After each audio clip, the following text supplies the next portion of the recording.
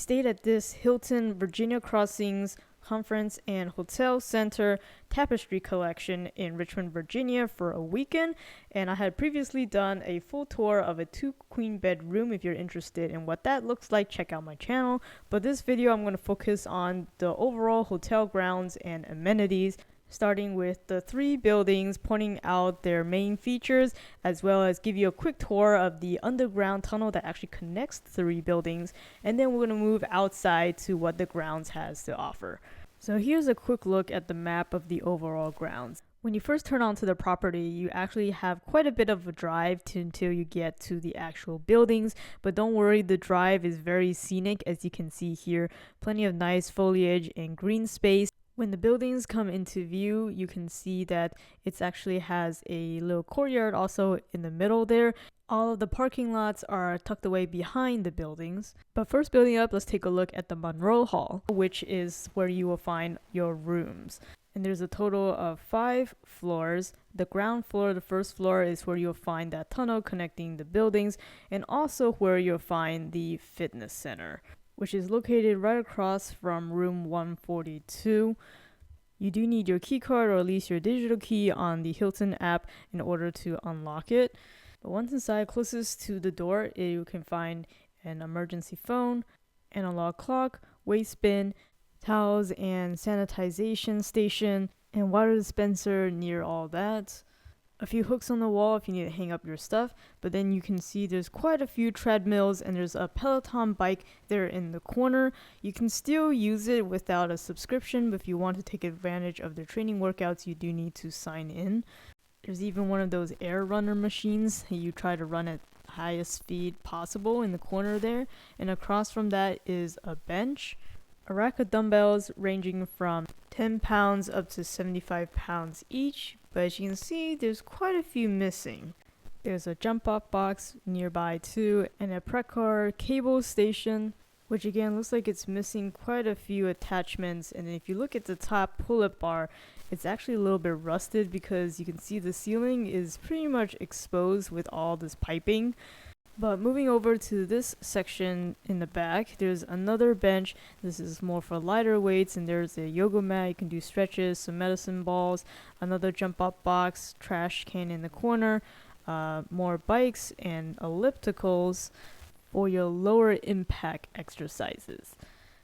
As a fitness buff, I thought that the equipment quantity and quality were quite good, but what really turned me off is definitely the fact that this is basically a basement gym with that basement smell, and you can see all the exposed ductwork and piping in the ceiling. It just overall doesn't have a very welcoming atmosphere. Not to mention, it's not great to have your pull-up bar be kind of rusty in the middle there.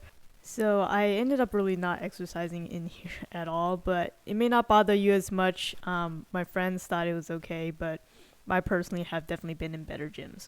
You don't have to use the gym, of course, if you don't want to, but in terms of the hospitality rooms, I would definitely recommend that you pick a floor other than the first floor, because that is the basement. I'm not too sure if these rooms even have a window, so I would recommend picking a room that's on floor 2 or above. You can easily select that in the Hilton app if you are a member.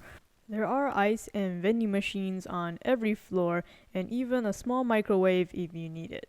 But let's go ahead and take the underground tunnel connecting to the next building, which is the Jefferson building. Most of the time the door is open, but it does lock down 10 p.m. to 6 a.m. and you need your room key to enter it, obviously for safety reasons. But it is not a really long tunnel walk, but it can be kind of gloomy. So they have this walk across America thing where they have basically portraits or paintings of various key landmarks in the US. If you're easily spooked, I would probably recommend bringing a friend with you. It's a lot more enjoyable if you have somebody with you to also enjoy these paintings or artwork. But practically speaking, this is a really nice way to either stay dry or stay, in room temperature without having to traverse outside to get to the building that you need to. But the first building up is the Jefferson building, which has 3 floors, but you really would probably just be in the second, which is the ground level floor, and the third floor. If you were to walk in from the outside, that would be the second floor, and there is actually where you can check in to the hotel if you needed to do a physical key, and also check out. If you're here for a conference or considering renting out the place for some event, the Jefferson Hall is really focused on smaller rooms. So this is good for smaller conferences or breakout rooms. They do have 2 floors with quite a good number of rooms, and you can bring food here too. But let's go ahead and take the tunnel again, this time over to the Madison building. Here's a speed run. Once again, the paintings of landmarks in the US across different states on the wall. Once again, first floor, it really doesn't have anything in this building. The pool is actually outside. I'll show you in just a minute. But the second floor, the main floor, is where you walk in. There's one entrance to the right, which is directly into their ballroom. And then towards the middle, the center, is actually where you can enter directly into their restaurant. This on-site restaurant serves breakfast at a flat fee. And then if you were to have a conference here, you can also have them prepare food for lunch or dinner for convenient meal access to your participants. The Madison Hall not only has large open space for the ballroom, but also upstairs there's also plenty of other space that you can utilize, smaller rooms, and also plenty of lounging space. So the Madison Hall is your primary conference building.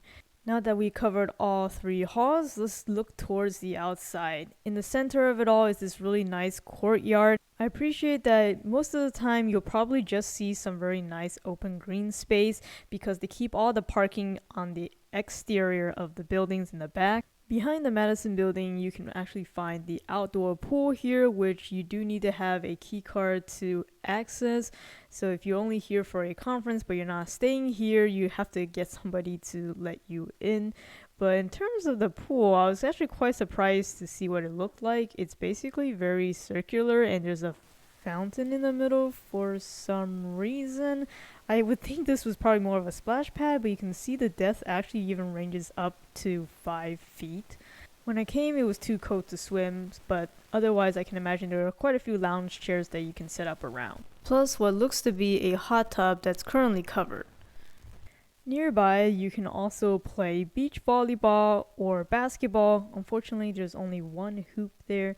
There's also a fire pit with some permanent seating around already if you want to utilize that. But otherwise, the last outdoor space to point out is this putting golf green here towards the Monroe building, and you can rent out golf balls and putters at the Jefferson building. There's also a nice little gazebo here. You can chill, relax, and overlook this really beautiful scenery, which also happens to have a golf course right there too, which is actually not hotel property. So you'll find this really tiny sign here to ask you to please do not trespass on private grounds. But otherwise, this is a really beautiful outdoor space. In the morning in particular, it's really nice to just walk the grounds. It's just really refreshing. It's really beautiful to look at. If you haven't guessed it already, the theme of this hotel collection is colonial. So you can see those big white pillars, and then there's even this cannon outside. So overall, I think the outdoor space is pretty awesome. Also, the conference room space is quite good. I just think the guest rooms leave quite a bit to be desired if you also checked out my room tour. But not a bad choice, especially if you're looking for a conference spot in Richmond, Virginia.